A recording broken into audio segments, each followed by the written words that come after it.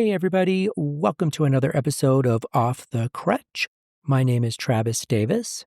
Now, one of the coolest things that's happened during my trips to Texas is meeting many wonderful disability advocates. As you may remember, I interviewed MFA Rudkin a while back, and she came to my TEDx talk back in May. In September, I had another wonderful disability advocate. Actually, she's more than just an advocate, and I'll get into that shortly. Shelbi Davenport, who happens to be today's guest, came to watch me speak at Disrupt HR Austin. What's really unique about Shelbi is that her and I have a lot in common. She has a disability, and we relate to similar struggles navigating our lives. It's always refreshing when I meet other individuals who are doing work in the disability space and also have a platform to amplify their story. Shelbi was born with a rare disability called spinocerebellar ataxia type 8, and she talks more about that in the interview. After many struggles and victories, Shelbi graduated from Texas A&M University with a degree in university studies and emphasis in agriculture leadership.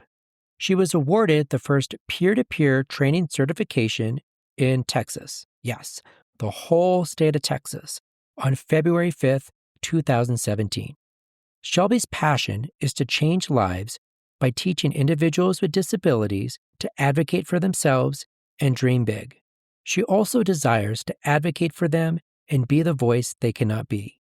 Shelbi recently played a big part, in advocating for HB 2081, a bill that would allow universities more funding for post-secondary programs that passed not too long ago.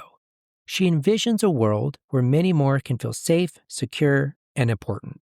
Since graduating, Shelbi's leadership skills have been used in many areas by becoming the program coordinator for HOPS, which is a one-year certification program for people with disabilities, and she is currently attending GCU to get her master's in mental health.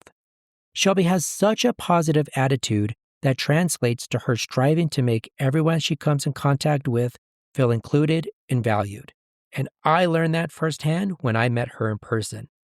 Her why stems from growing up with a disability. She didn't want anybody to feel hurt, so she feels like it is her job to make that not happen.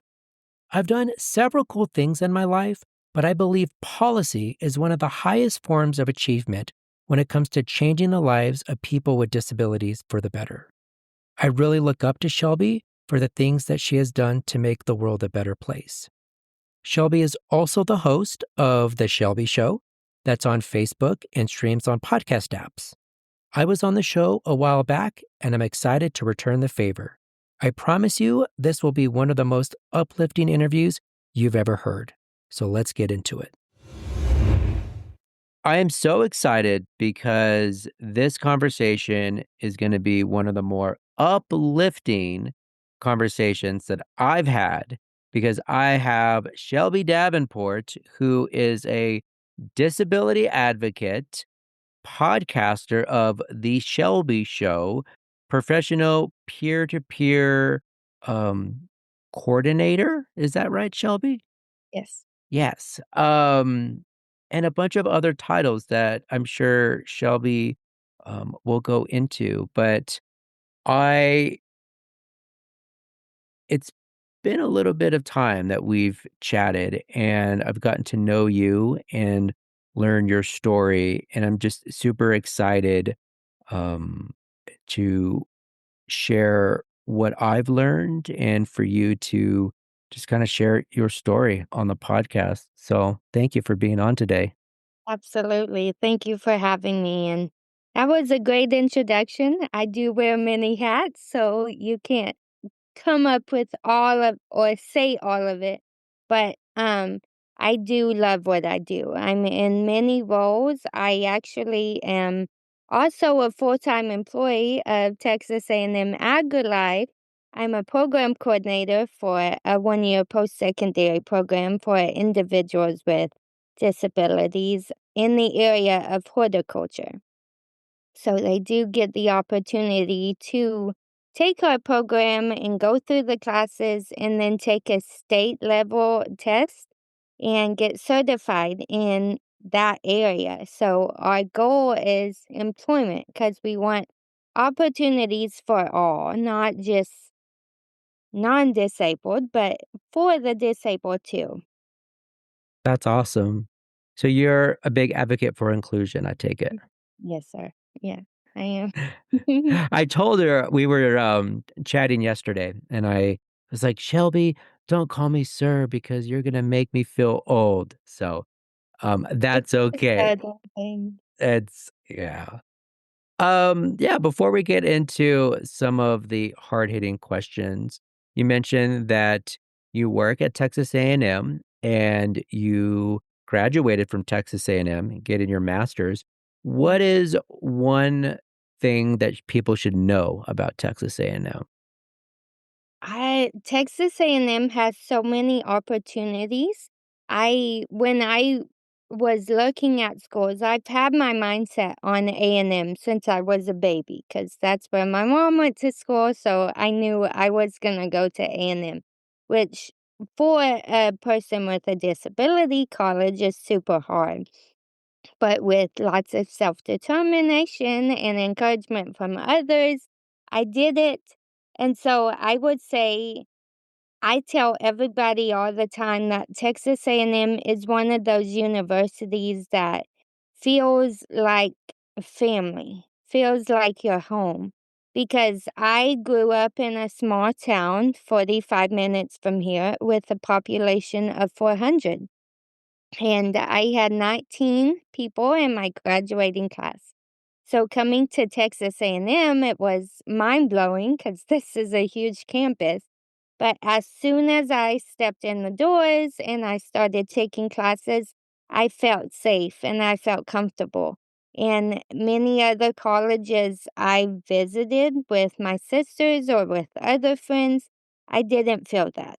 So that's what I tell everybody is this is a safe campus, and I might be biased because I love Texas A&M, but it has many opportunities as well. They are building new medical facilities. So if you are interested in medicine, A&M is the best bet for that. That's awesome. And I think one of the, like, characteristics or what sets Texas A&M graduates apart from a lot of other college graduates, from my experiences, have been the ring. Yeah, Yes. absolutely. How did it feel when you first got, the ring put on your finger? I was overjoyed. Um I told you that I only went to college for the ring, which is kind of true, but I mean, once you do get the ring, you are almost there. So it's like, why not finish? So although I did wanna get my bachelor's degree, don't get me wrong, but getting this piece of gold that nobody can take away from you, and you wear it with joy and pride all the time, and it remembers all of the hard work and determination and the tears I had to go through of finishing up. It was just a God thing that this even happened. And I think it speaks even more to having having a disability, right? And then going to college. Finishing college is a monumental thing, but when you have a disability, just going through that rigor is it probably meant more to you when you got the ring, right? It definitely did. I started off by my high school counselor, first of all, telling me no, I could not go to college. I would stay at home and flip burgers for the rest of my life. And I actually believed that. I believed the no that she said, and I got discouraged. But my parents have never, ever once told me I couldn't do anything if I put my mind to it. And so I met my transition officer in high school who showed me a post-secondary program at A&M. And that's when I said, okay, I'm going to do it. this is my step into college. If I don't make it big, at least I make it here for now. And so in 2015, I graduated that, and I had the self-confidence in myself to write on my graduation cap saying I'll be back because I was coming back to this university. And so I went through Blinn, which is a 2-year college in Bryan. I got my basics out of the way. I met the GPA for A&M. I met with an advisor. And then in the summer of 2018, I got into Texas A&M, and that was a monumental thing as well. That was a God thing because I was told I couldn't do college. Well, look here, I just got accepted into one of the top universities in the state. And so that was very monumental. But once I started A&M, I fell in love with all of the classes. I made new friends. But as you said, when that time came when I got my ring, tears of joy flooded my face because I made it, and I did it. I did it with the help of family members. I had to be the one going to classes. I did earn the degree. They didn't earn it for me. I did it all by myself. I got my accommodations in order. But as soon as I did that, the teachers abided by it and made it easy for me, for someone with a disability, to go to college. So that's what I want others to know is that if you just get to the right people, then they're going to make it easy for you, but you have to put in the work. But it's just, it, I love it. I look at my diploma every day when I walk in my office, and I'm like, "I did that. I graduated. I earned that degree." So it's super amazing to know that there are things we can accomplish. Shelby is such a positive person. I've had a few conversations, and I just think your spirit, considering everything that you've gone through, because when you were born, you mentioned the doctors thought thought you had cerebral palsy, but then that wasn't the case. There was more to it. What is your actual disability? Because I know you're very open about it, and you share a lot on your own podcast. Yes. So at the age of 5, I got diagnosed with spinocerebellar ataxia type 8, which is a disorder that affects your cells in your cerebellum. They atrophy over time, and that's why I didn't have cerebral palsy because they kept atrophying for some reason. So my mom said, okay, do more tests, see what's wrong. And it also affects my balance, my hand-eye coordination, and my speech. Well, now I recently had a car accident 2 years ago that broke something in my cerebellum, and so I do not have a cerebellum at all, and people are just amazed by how am I walking and talking and still standing without a cerebellum, but I just say it's God that He's helped me compensate all my life, so why is He going to stop now?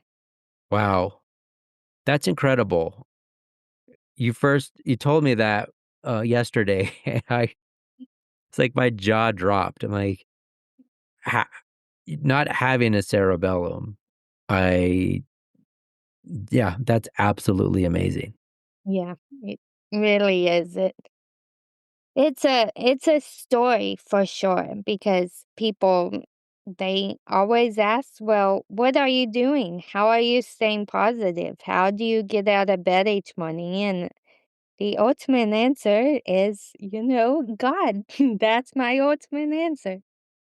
And you live your life, from what you've shared, with such positivity, but you have this belief that you are valuable and that you have something to share with people because you do a lot of speaking.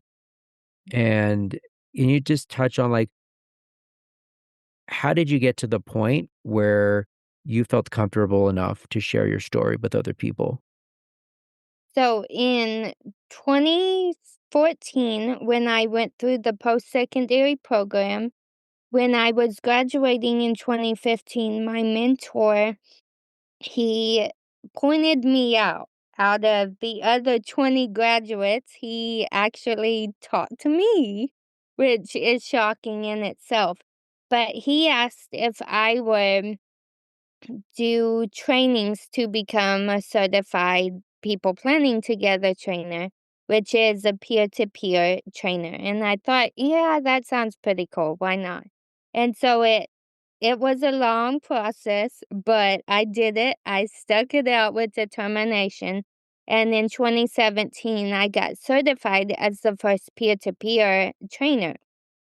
And so when I first did my training by myself, now I trained students with disabilities while he trained the parents of the students. And so when I first did that training, I was up talking, I was asking them about what they like to do, and I was sharing my like important to and for me and what I like to do for fun. But then I noticed, or in my mind, I realized I was in these seats before I began this training. I was in their exact seats. And if I had someone who related to me, then I would probably get more out of it. So that's just how I decided to share my story. Because I feel like if you can share your story with others who have the similar story and who have walked through life just like you have maybe more obstacles, they are more willing to trust you and to talk with you about things. And then you can counsel them on things that you have overcome. And I think that was another time when God said, "Okay, Shelby, it's your time to share about you."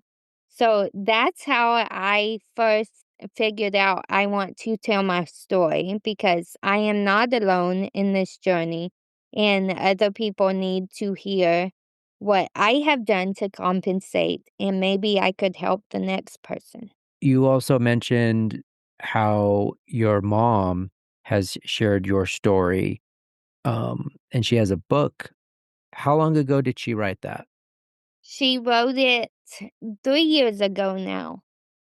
It's called Thanks for Telling Her No. Since I was told no, that's probably the biggest blessing in my life was being told no. Although it hurt at the time, it was a huge blessing because if I hadn't been told no, I probably wouldn't be where I am right now.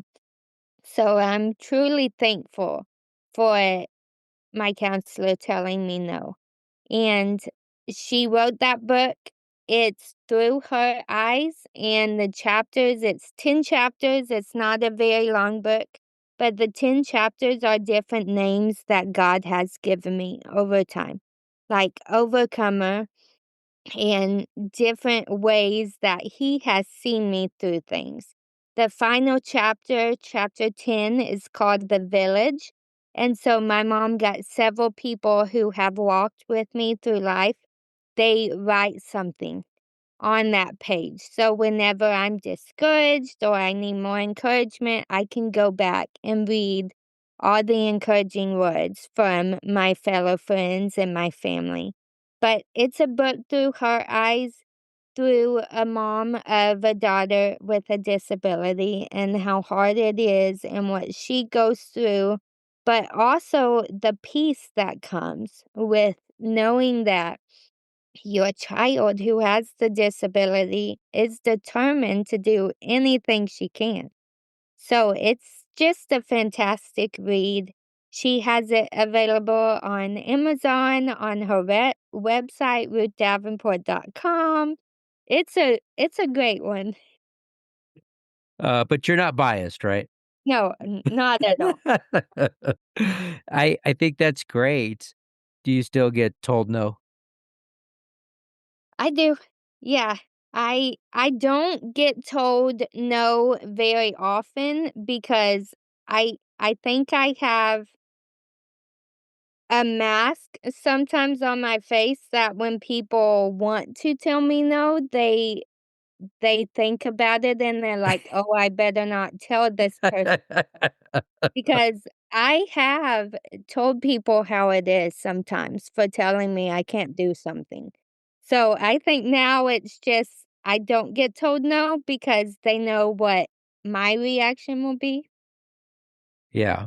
There's not a lot of people that tell me no, but those are for different reasons. Growing up with cerebral palsy, I definitely can relate to a lot of negativity and like barriers Mhm. that were put in front of me. And so to hear your story and like, do you feel like you like wake up and think to yourself, like, I've overcome all of this? Or do you just live your life and not really think about those types of things? Well, when you said that, my first answer was gonna be I just live my life and don't think about those things. But if I do really think about your question, I will have to say I think about everything that I've overcome. And it is like I need to share all these things that I have overcome because maybe someone else is struggling just like I was struggling or struggling in a different way. But if I can share the way I overcame, uh, then that will really touch them. So I do think about that when I wake up in the mornings and don't want to really get out of bed and do anything. I say, "No, God has given me this life. Look how far He's brought me. I'm driving. I'm working a full-time job. I'm a house owner. I didn't think any of this was possible, but look how far I have come." And not to toot my own horn, but I want to be able to share that with people and let them know if I can do it, you can do it. Mm. Because there is nothing that can stop you from getting that house you want, getting that degree you want. By golly, I'm going to get my master's, which is super tough, but I'm determined to do it. Just speaks volumes to the character that you have. Were any of these like specific goals that you wrote down and said, I'm going to accomplish X, Y, and Z? Or were these opportunities that kind of just fell into your lap? I wrote them down. Yeah. I wrote the goals. I think that if you write goals down, you are more determined to do it. And so I wrote down getting my driver's license. I wrote down getting a degree. And I also wrote down a timeline. So, like, by when I was going to have it done. And I actually got my degree before the time of my timeline. So that was pretty cool. I could erase that off right away. Now, getting my car, it did take longer because with doctors and everything, they Hmm. had to be on the same page, I Hmm. guess, for me to start driving. So that did take longer. But yes, to answer your question, I wrote my goals down and I have new goals that I'm writing down as well. What's one of the goals? To find someone and get married and start a family. That's That's amazing. a big goal for me right now because I feel like I'm almost 30. I own a house. I have a full-time job. I have everything in place. I'm ready for that next step. But it's all in God's timing. So I have this goal, but He's also gonna see forth the goal out. Mm, mm. 'Cause we can plan whatever we want, and sometimes that's out of our control. Like, we can Yeah. take actions, but the end result is not in our control. Mhm. Absolutely.